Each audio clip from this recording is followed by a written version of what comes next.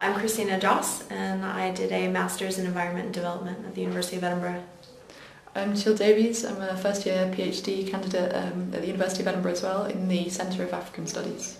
Well, I've been exploring the role of corporations in stimulating the uptake of renewable energy for rural electrification, specifically in least developed countries. To be more specific, it's looking at the converging trends of corporate social responsibility and how it's evolving to a more business-oriented approach. And at the same time, how people are starting to explore more market-oriented approaches to rural electrification and, I guess, electrification for the poor in general. So looking at these two trends, I'm trying to explore the relationship and the potential that each has on the other in terms of if one can almost feed the other.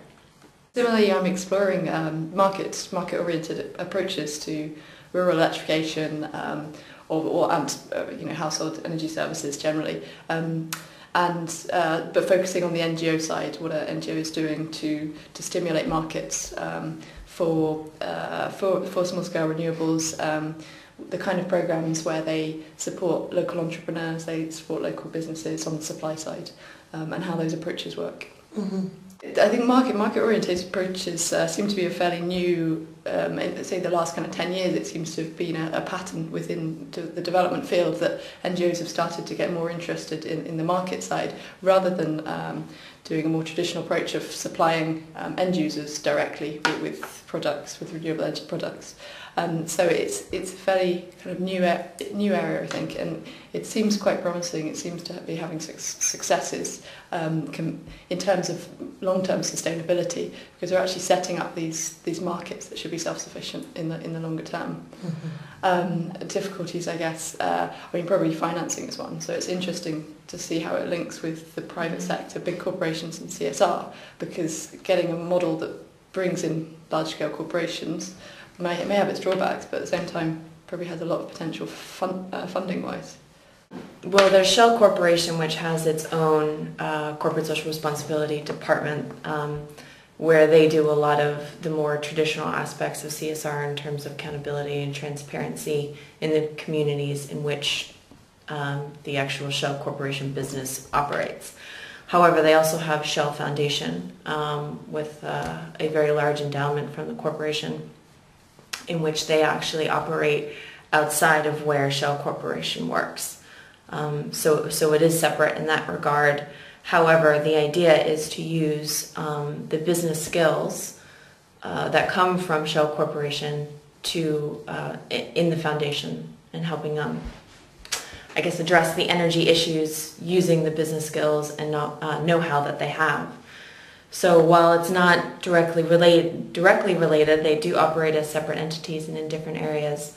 But the idea is to use core business skills and knowledge to serve the poor or to mobilize emerging markets.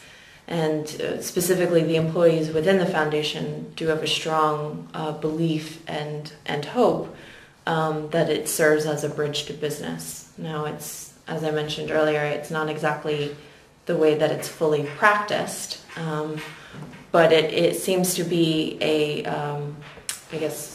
well-liked prototype for the potential of what CSR could be doing. Mm-hmm. It sounds very similar to SolarAid. Do you know SolarAid's model? SolarAid? It's no. a UK NGO that's... there's a company called Solar Century, which is the biggest UK solar company. Century, yeah, and they did something similar where they set up SolarAid with kind of 5% of their profits. Okay. And then SolarAid, they use all the expertise and kind of volunteers that work for Solar Century. Oh, okay. Yeah. Will volunteer for SolarAid and things. And then they've set up a micro-franchising scheme in small PV. Okay. And they do some larger PV as well in they're kind of sub-Saharan Africa as well. Oh, okay.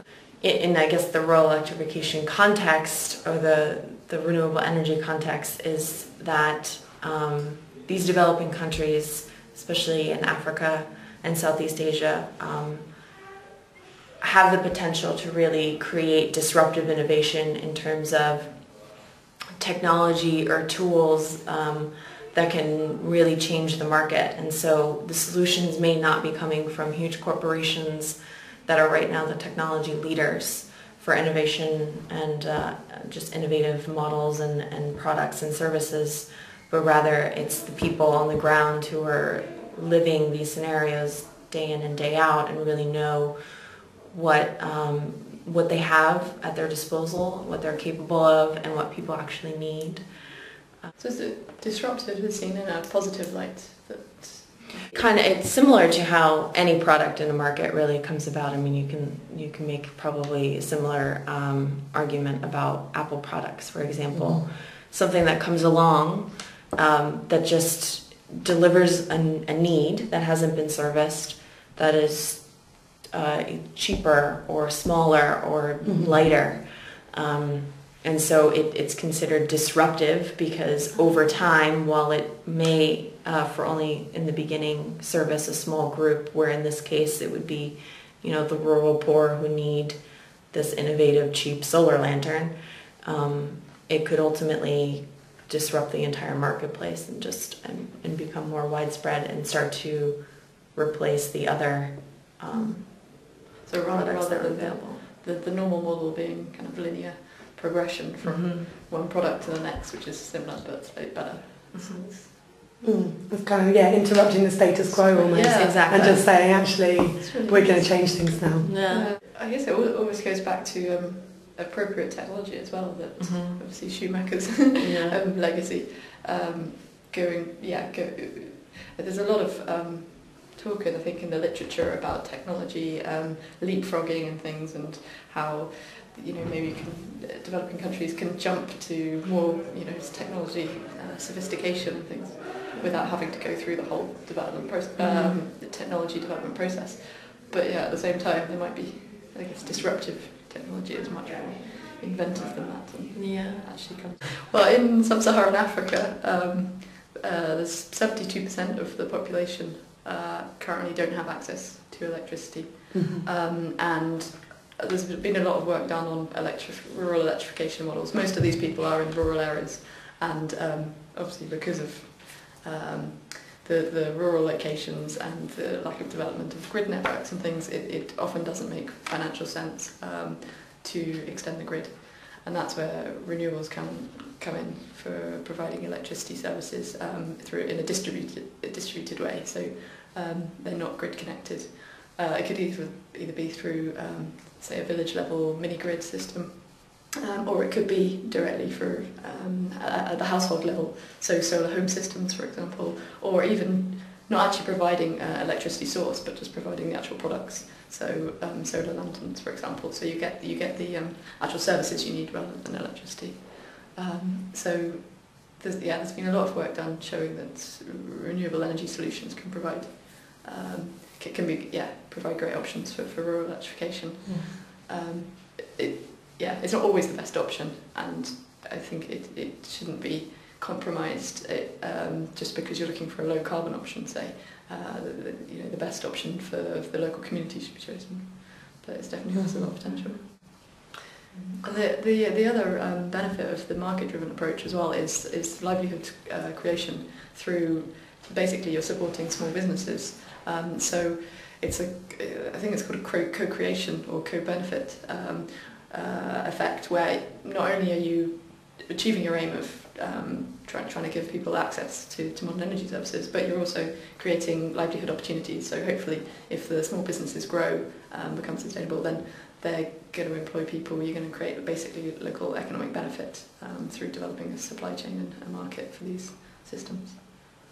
The PISCES produced the Bioenergy Resources Assessment. That's a big publication last year or the year before, where they did 15 case studies of bioenergy markets or kind of NGO-driven projects in bioenergy resources and how they're used for rural livelihoods. And they use the practical action market mapping tool, and it seems to work really well as a way to conceptualise the projects and the markets in the first place. So that's what I'm hoping to use for just kind of kickstart my research and to do this market mapping. Yeah. It's developed into various different uses. So there's a participatory element to it where you do market mapping as a participatory exercise with the local community to see how a supply chain maps out within the community and to find, for example, bottlenecks and things in areas where there are issues.